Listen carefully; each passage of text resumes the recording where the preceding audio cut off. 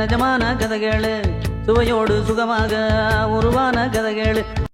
குட்டி ஸ்டோரியோட ஒலி புத்தக பகுதியில பெண்கள் தின சிறப்பு புத்தகமா இன்னைக்கு நம்ம யார பத்தி பார்க்க போறோம் தெரியுமா? மலாலா யூசுப்சாய். இந்த புத்தகத்தை வெளியிட்டது இன்ஸ்பயர்ட் இன்னர் ஜீனியஸ் அப்படிங்கிற ஒரு அமைப்பு.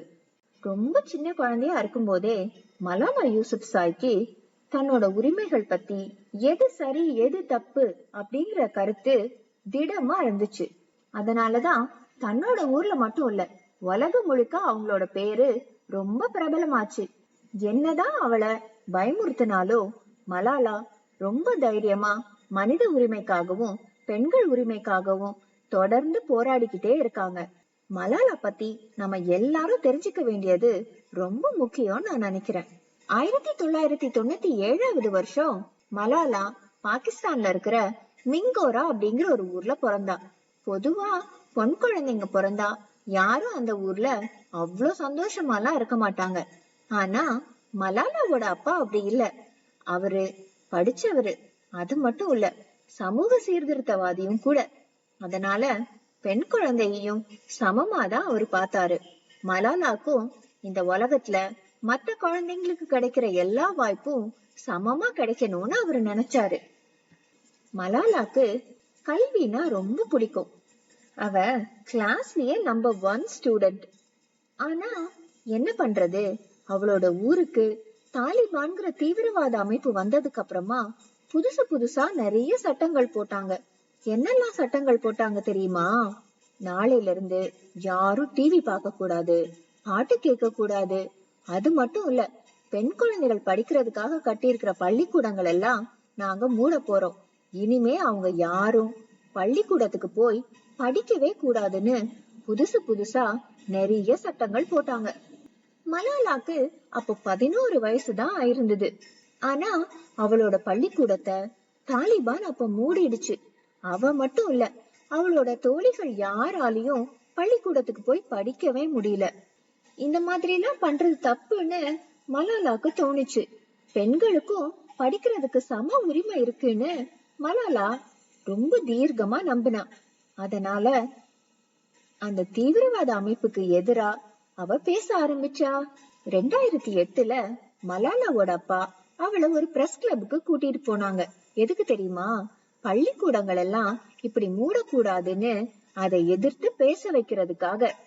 என்னோட அடிப்படை உரிமையான கல்விய எப்படி தாலிபான் என்கிட்ட இருந்து பறிக்க முடியும்னு ரொம்ப கோவமாவே மலாலா அந்த அரங்கத்துல பேசினா.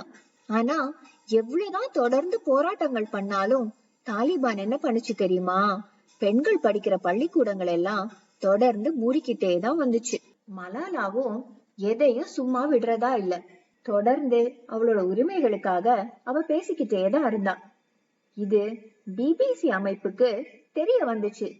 அவங்க என்ன பண்ணாங்க தெரியுமா? தாலிபான் பத்தின உண்மையான விவரங்களை அங்க இருந்து அந்த கஷ்டங்களை அனுபவிக்கிறவங்களே நேரடியா எழுதினா நல்லா இருக்குங்கிறனால மலாலாவை சந்திச்சு மலாலா கிட்ட தாலிபானோட கொடுமைகள் எல்லாம் தொடர்ந்து எழுத சொன்னாங்க. மலாலாவும் அந்த வேலைய ரொம்ப சந்தோஷமா செஞ்சா. ஆனா ஒரு பிரச்சனை என்ன தெரியுமா?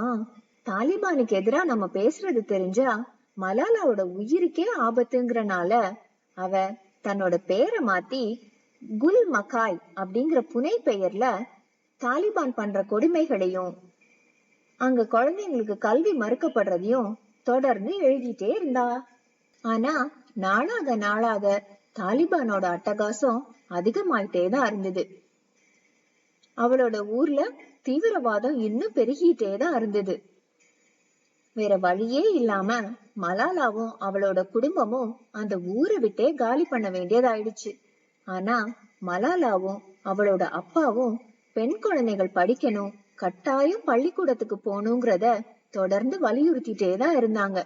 மலாலாவோட இந்த போராட்டங்கள் எல்லாம் 2011 வருஷம் குழந்தைகள் அமைதி பரிசுக்கு மலாலாவோட பெயர் பரிந்துரைக்கப்பட்டுச்சு. அவளுக்கு அப்போ அந்த பரிசு கிடைக்கலன்னா கூட இவங்கதான் மலாலா அப்படிங்கிற உண்மை தாலிபானுக்கு தெரிய வந்துருச்சு. அதனால மலாலாக்கு நிறைய பிரச்சனைகள் வந்தது. மலாலா மனித உரிமைகள் பத்தியும் பெண் கல்வி பத்தியும் தொடர்ந்து பேசிட்டே இருந்தது தாலிபானுக்கு நேரடியாவே பிரச்சனையா இருந்தது. அதனால அவங்க என்ன பண்ணாங்க தெரியுமா? மலாலாவ ஒரு ஆள் வச்சு சுட ஏற்பாடு பண்ணாங்க. வெறும் 15 வயசா இருக்கும்போது மலாலாவோட தலையில துப்பாக்கி ஏந்திய ஒருத்தரு சர மாதிரியா சுட்டாரு. மலாலா அந்த தாக்குதல்ல இருந்து உயிர் பழைச்சதே ரொம்ப பெரிய அதிசயம்தான். அந்த தாக்குதலுக்கு அப்புறம் மலாலாக்கு உலகத்துல இருக்கிற பல்வேறு நாடுகள்ல இருந்து ஆதரவு கிடைச்சது.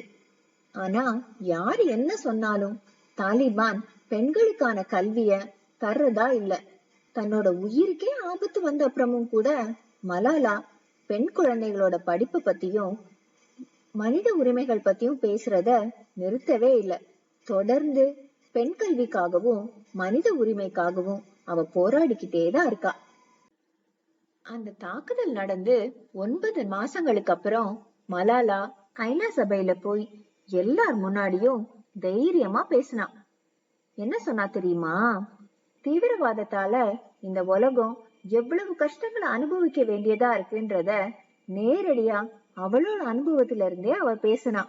அது மட்டும் இல்ல, மலாலா ஃபண்ட் அப்படின்னு ஒரு அமைப்பை ஆரம்பிச்சு உலகம் முழுக்க பெண் கல்விக்காக அந்த அமைப்பு தொடர்ந்து எல்லா விதத்திலயும் போராடும்னு ஐநா சபையிலேயே அவ அறிவிச்சா.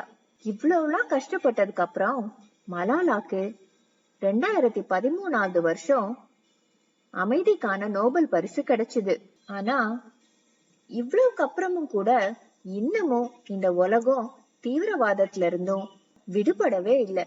அதனால இன்னைக்கும் மலாலா தொடர்ந்து பெண் குழந்தைகளோட படிப்புக்காகவும் மனித உரிமைக்காகவும் குரல் கொடுத்துக்கிட்டே இருக்கா. 11 வயசுல ஆரம்பிச்ச அவளோட போராட்டம் இன்னைக்கு வரைக்கும் நிக்கவே இல்லை.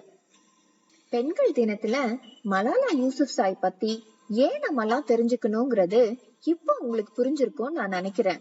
இவ்வளவு புதுசா நிறைய கண்டுபிடிப்புகள் வந்த அப்புறமும் கூட பெண்கள் படிக்கிறதும் பெண்கள் பள்ளிக்கு போறதும் இன்னமும் நிறைய இடத்துல பிரச்சனையாதான் இருக்கு.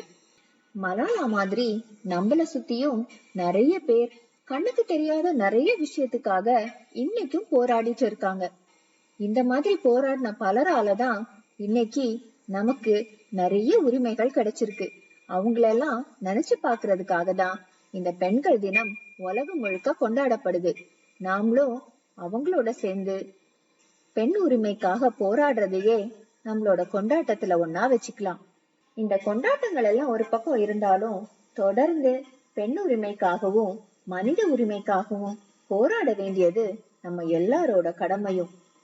திரும்பவும் இன்னொரு புத்தகத்தோட ஒலி புத்தக பகுதியில நான் உங்களை சந்திக்கிறேன். கதகளு கதகளு